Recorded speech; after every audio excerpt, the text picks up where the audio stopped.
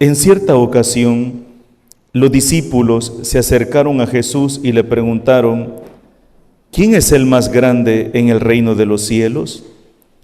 Jesús llamó a un niño y lo puso en medio de ellos y les dijo: yo les aseguro a ustedes que si no cambian y no se hacen como los niños, no entrarán en el reino de los cielos. Así pues, quien se haga pequeño como este niño, ese es el más grande en el reino de los cielos. Y el que reciba a un niño como a este en mi nombre, me recibe a mí.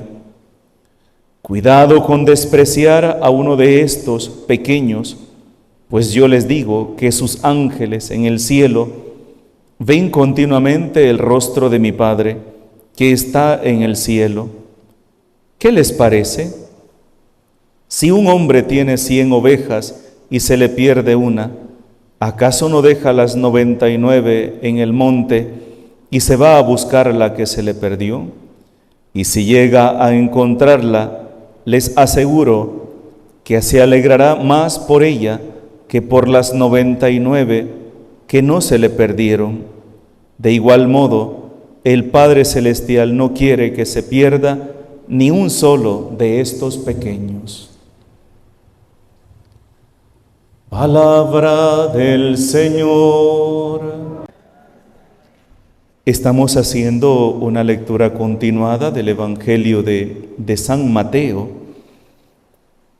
Durante los días de semana se hace una lectura ininterrumpida del Evangelio. ¿Qué son los Evangelios? Los Evangelios son aquellas biografías, vamos a decirlo así, de nuestro Señor Jesucristo. Si yo quiero leer la vida completa de nuestro Señor, entonces me voy a leer un evangelio. Y ese evangelista ha puesto por escrito aquellos acontecimientos que él recuerda o que le han contado que nuestro Señor Jesucristo hizo. Por eso, incluso algunos evangelistas, por ejemplo, que conocieron al Señor, que convivieron con Él, van a poner algunas cosas. Luego otros que van a hacer una investigación más exhaustiva, como San Lucas, que va a preguntar incluso a la Santísima Virgen María, ¿verdad? Todo lo que sucedió en la infancia de nuestro Señor Jesucristo, que ninguno de los otros evangelios lo van a poner. Él lo va a poner por escrito, porque está haciendo una biografía. Entonces, en los evangelios vamos a ir viendo el recorrido de la vida de nuestro Señor.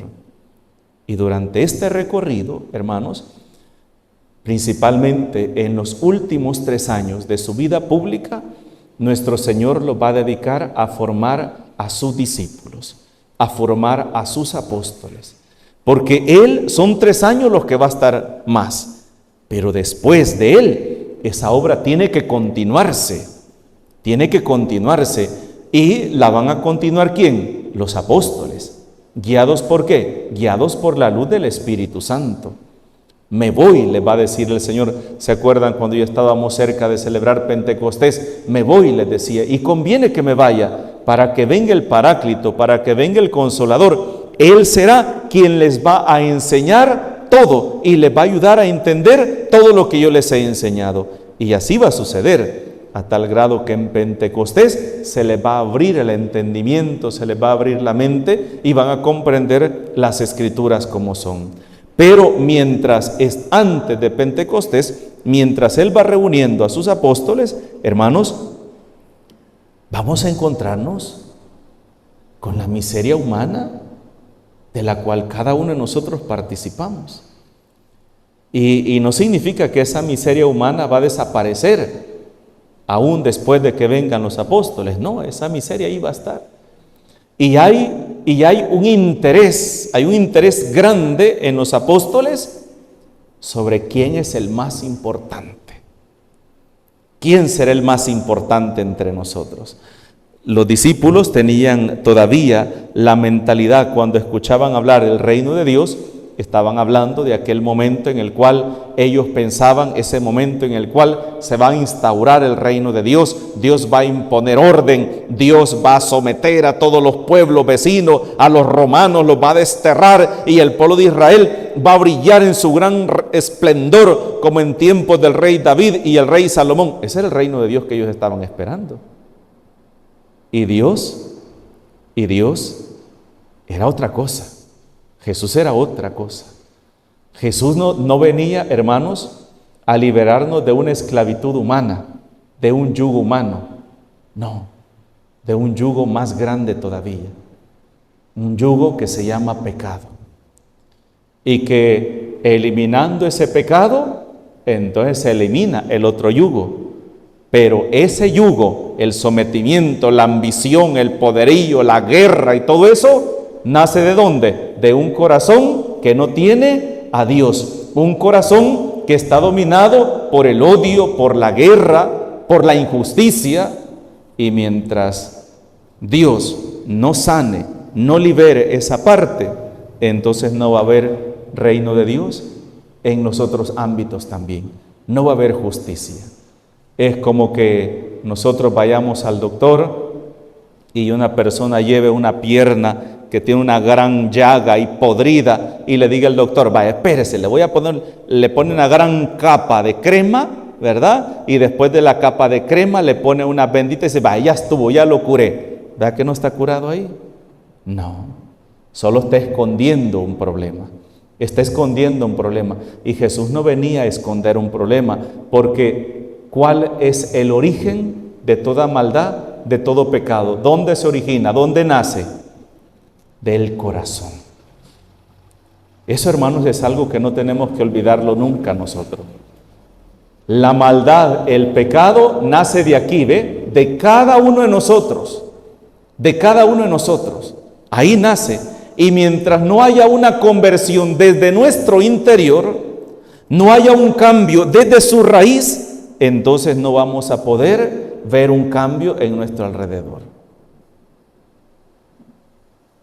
A veces nos llenamos tanto la boca criticando esto, criticando aquí, criticando allá. Yo a veces me pongo a pensar, esas personas que más critican,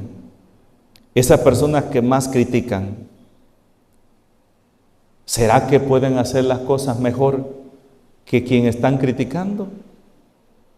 Yo me pongo a pensar ahorita en la actualidad, si se fijan, a nuestros diputados de la Asamblea Legislativa, a nuestros padres de la patria, eran los que más criticaban, que ladrones, que sinvergüenza, que aquí, que allá, y que esto y lo otro. Y hoy, ¿qué les están sacando a la luz? Que están haciendo lo mismo que hacían los demás. Entonces yo digo, ¿cómo es posible que yo estoy criticando el mal que otra persona está haciendo y cuando yo llego a hacer lo mismo o igual? Es que no es criticando, no es juzgando, no es señalando el error en la otra persona que este mundo va a cambiar. Va a cambiar cuando tú y yo decidamos hacer la diferencia. Cuando decidamos hacer las cosas contrarias a lo que hemos estado criticando. Pero si una persona se roba $1, que es $1, también es capaz de robarse $1.000.000. Eso es algo que yo tengo así bien concreto y mi abuela siempre nos decía. El que se roba una cora, el que se roba $1, si tiene oportunidad, también se va a robar $1.000.000 cuando tenga oportunidad. Eso es algo que no tenemos que olvidar nosotros nunca. No tenemos que olvidar nunca. Es más, la misma palabra de Dios dice que el que es fiel en lo poco, será fiel en lo mucho. Pero el que es infiel en las cosas más pequeñas, también será infiel en las cosas más grandes. Y entonces ahí es donde está el problema dentro de la iglesia. Ahí es donde está el problema dentro de la iglesia. Que la iglesia no la estamos viendo como un medio a través del cual Dios me está llamando a una conversión, sino que la iglesia la estoy viendo como un lugar para ir a criticar, para ir a señalar, para ir a pasar el tiempo, para ir a chambrear, y a lo que menos voy es a tratar de escuchar la palabra de Dios y ver qué es lo que me está diciendo a mí. No que le está diciendo a otra persona, no, qué me está diciendo a mí la palabra de Dios. Porque a veces, hermanos, cometemos el grave error, ¿verdad? Que vamos a misa y decimos, hoy le está cayendo a la fulana, ay, ojalá que hubiera venido mi hijo para que escuchara esta homilía, ¿verdad? Y tal vez así cambia. Ay, ojalá que hubiera venido mi esposo, tal vez así hubiera cambiado. No, hermano, es que la palabra de Dios hoy no es para tu esposa, para tu esposo, para tus hijos, ni para tu vecina, ni para la señora que te cae mal, ni para el señor que te cae mal. Es para ti. Y por eso, así como entramos a la iglesia, así salimos, con el corazón vacío. La palabra de Dios estuvo bonita, sí, estuvo bonita, pero no fue para mí. Y entonces la iglesia se convierte en cualquier cosa menos como un medio para santificarme, para mi propia salvación. Hermanos, la iglesia no es un club. Cuando hablamos de un club, quiero explicarles qué es un club.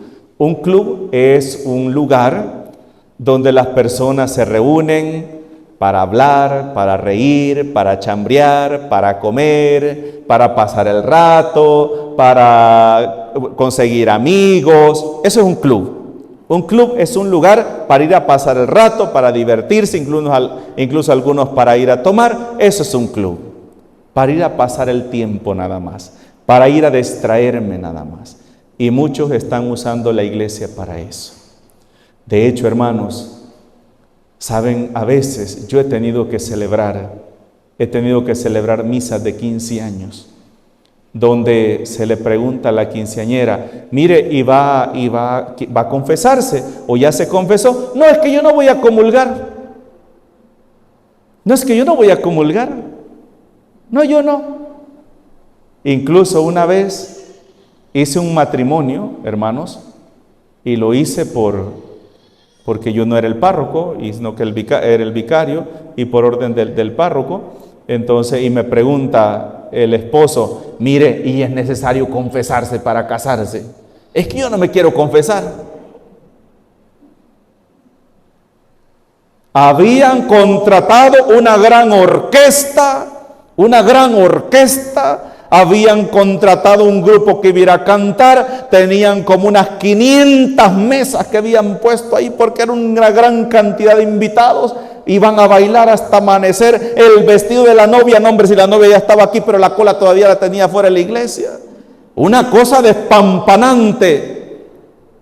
Pero ¿será que es obligación comulgar usted? Es obligación. Para lo único que querían esas personas la iglesia es para un lugar donde ir a lucirse, a que lo vean, a que los admiren. No hemos entendido qué es la iglesia. Hay mucha gente que dice, ¿y yo para qué voy a ir a la iglesia? Si en la iglesia solo gente chambrosa hay. ¿Y saben qué es lo más triste, hermanos? ¿Saben qué es lo más triste?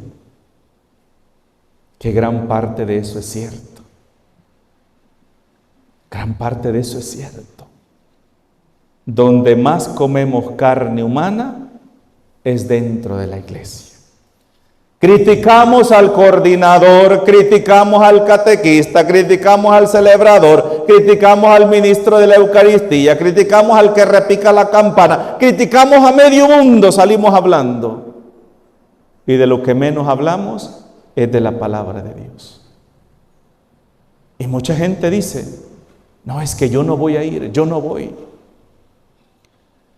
Y se nos ha olvidado que el Señor nos está viendo y que el Señor nos va a pedir cuenta. Hermano, si tú no lo has hecho, siéntete tranquilo, ¿de acuerdo? Siéntete tranquilo y diga, no, esto no es para mí, gracias Señor, porque hoy me estás advirtiendo de que eso no tengo que hacerlo, ¿verdad? Si usted no lo ha hecho, siéntase tranquilo, pero si lo hemos hecho, Dios nos está hablando y nos está corrigiendo, porque la iglesia no es para eso. La iglesia no es para buscar cargos, la iglesia no es para buscar un lugar donde yo sentirme importante. La iglesia no es un club social donde ir a hacer un círculo de amigos para chambrear, para compartir, para salir a pasear, para hacer excursiones, para organizar esto. No, no. La iglesia, el templo es la casa de Dios y es el lugar para ir a hablar con Dios. Para ir a hablar con Dios. Y miren qué hermoso lo que nos decía hoy la primera lectura tomada del profeta Ezequiel en el capítulo 2. Hijo de hombre, me dijo el ángel, come lo que tienes aquí, cómete este libro y vete a hablar a los hijos de Israel. ¿Qué era el libro que le había dado el ángel? La palabra de Dios. O sea, la palabra de Dios es para comerla. Y cuando hablamos de comerla significa hacerla parte de mi carne, de mis huesos, de mi ser. Abrí la boca y me dio a comer el libro diciendo, hijo de hombre, alimenta tu vientre y sacia tus entrañas con este libro que te doy. Con este libro que te doy. Me lo comí y me supo dulce como la miel. Y ahora que te comiste la palabra de Dios, que te has comido esta palabra de Dios, anda y dirígete a los hijos de Israel y diles mis palabras. Ahí está la clave. Yo tengo que primero llenarme de la palabra de Dios, conocer la palabra de Dios para yo poderla dar a los demás, y esa es la vocación de un cristiano. Un cristiano, por eso había un cantito antes que hacían en mi cantón que decía, era canto final y decía, oímos la palabra y nos vamos de aquí, lo que hemos aprendido procuremos vivir, les decimos de corazón, vayan ustedes con Dios. Y venían las estrofas. Hemos escuchado tu palabra, ahora vayamos a ponerla en práctica. ¿Dónde? En nuestro hogar, en nuestro círculo de amigos, en nuestros grupos. Eso es la vocación del verdadero cristiano. Esa es la vocación. Y Jesús hoy nos invita, hermanos, a no buscar cargos en la iglesia para yo sentirme importante o para yo sentirme parte de la iglesia. A veces pensamos, y el Papa Juan Pablo II lo decía en una carta en ocasión al jubileo del año 2000, decía esto: muchos piensan que la única obligación de predicar la palabra de Dios es del Papa, los obispos, los sacerdotes, el catequista, el celebrador de la palabra. Y no es así. Por el hecho de tú ser bautizado, tienes la obligación de predicar la palabra de Dios. Acuérdese que cuando a un niño se le bautiza, se unge con el santo crisma y se le dice, ahora tú eres sacerdote, profeta y rey. Profeta, ¿quién es el profeta? El que anuncia y denuncia. Entonces, ¿qué significa? Que todos ustedes y yo, por el bautismo, somos profetas. Y tenemos esa misión. Y tenemos esa obligación. Y hermanos, no es algo fácil. Porque predicar la palabra de Dios es caer mal. Es ser un cae mal. Eso es predicar la palabra de Dios. Porque a nadie le va a gustar que le digan, hay que corregir esto, tenemos que cambiar, tiene que ser un buen padre de familia, tiene que ser un buen hijo, tiene que ser un buen hermano, tiene que ser un buen cristiano. A nadie le gusta, a nadie le gusta, porque todos queremos sentirnos importantes y pensamos que cuando alguien nos corrige, nos está humillando. Es que me está humillando. ¿Por qué? Porque te están corrigiendo. Por eso Jesús hoy dice que tenemos que ser como niños. A los niños, ¿cuántas veces se les corrige al día? Montón de veces, montón de veces. Y de hecho los niños van a la escuela ¿a qué? A que se les enseñe. Y tienen una mente siempre abierta a que la mamá, el papá, la maestra, el catequista, el sacerdote les va a enseñar. Y dice, no, es que el padre, ay, por eso hay niños tan lindos que dicen, es que el padre dice que hoy estamos en Semana Santa y no hay que tirar piedras. Es pecado tirar piedras. Y dicen los niños, es que el padre dice que es Semana Santa y no hay que andar peleando, es que no hay que andar corriendo. Los niños toman como referencia, es que alguien dice, y los viejos, ¿qué hacemos? ¿Y usted qué me manda? ¿Usted qué le importa si yo hago esto? Metas en sus cosas, yo voy a hacer con mi vida lo que yo quiera. Eso es lo que hacemos los viejos. ¿Y un niño qué? No dice eso, ¿verdad que no? O un niño no, porque está dispuesto siempre a aprender. Entonces, esa cualidad es una de las cosas que nosotros como cristianos no debemos perder. Aquella capacidad de dejarnos enseñar, de dejarnos instruir, de dejarnos guiar. Principalmente ¿por quién? Por Dios. Porque hermanos, si no es Dios quien está guiando tu vida, dime entonces quién la está guiando. ¿Quién te está guiando a ti? ¿Tus caprichos, tus impulsos, tus egoísmos o las corrientes ideológicas, políticas? ¿Qué está guiando tu vida? ¿Quién guía tu vida? ¿A quién estás escuchando? ¿Quién es el que te está hablando al oído? ¿O a algún amigo que te está manipulando? ¿O a alguna amiga? No le hagas caso a tu mamá. Vos que le haces caso. Y vos que le haces caso a tu marido, mira a tu marido cómo es y esto y lo otro, no le hagas caso. Y vos que te dejas mandar por la mujer. ¿Quién es el que te está seduciendo? ¿Quién te está hablando? Jesús hoy nos invita a ser como niños, pero niños para Dios, hijos de Dios. Que sea Dios, que dejemos, que tengamos la capacidad de dejarnos guiar por Dios, por su palabra. Hermanos, ¿saben? A veces nuestra vida anda patas arriba, nuestra vida anda mal, el matrimonio anda mal, los hijos están mal, todo anda patas arriba. Pregúntate, ¿por qué? ¿Qué es lo que le falta a tu matrimonio? ¿Qué es lo que le falta a tu hogar? ¿Qué es lo que falta en tu familia? Pregúntate, ¿dónde está Dios en tu hogar? ¿Dónde está Dios? ¿Qué lugar ocupa Dios en tus decisiones? ¿Dónde está Dios cuando tú tienes un problema? ¿Dónde lo tienes tú? Porque para muchos, Dios no pasa de ser un papelito que está colgado en la pared o una crucita parada en la pared. Y no, hermanos, esas son solamente unas imágenes. Son solamente unas imágenes. Para los únicos que piensan que estos son dioses, estas imágenes son dioses, son los protestantes. Para nosotros los católicos no. Ninguna de estas imágenes son dioses. Si un dado caso se nos llegara a quebrar la imagen de Cristo Rey, si se nos llega a quebrar porque hubo un temblor y se nos cayó o algo, o alguien la estaba limpiando y se cayó, ¿se murió el Dios Cristo Rey? No, se quebró una imagen. ¿Y qué hacemos?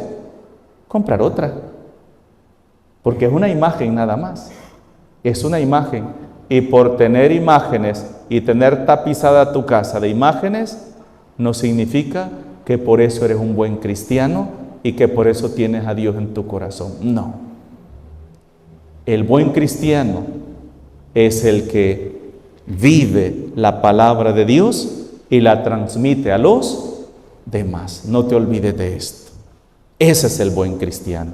Y Jesús hoy nos invita, primero, a ser como niños, para dejarnos enseñar.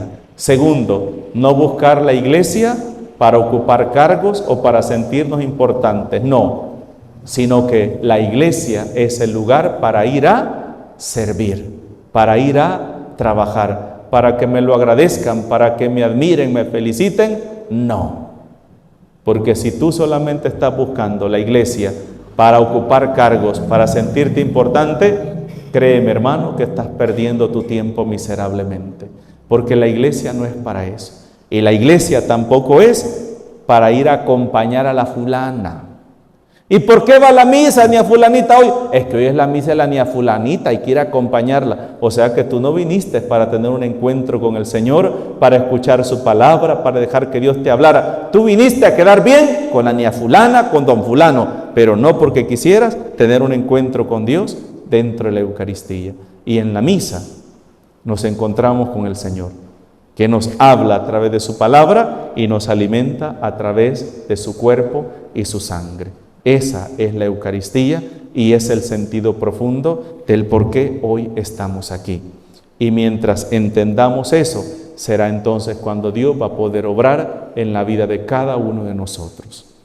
Que así sea. En el nombre del Padre, del Hijo y del Espíritu Santo. Amén.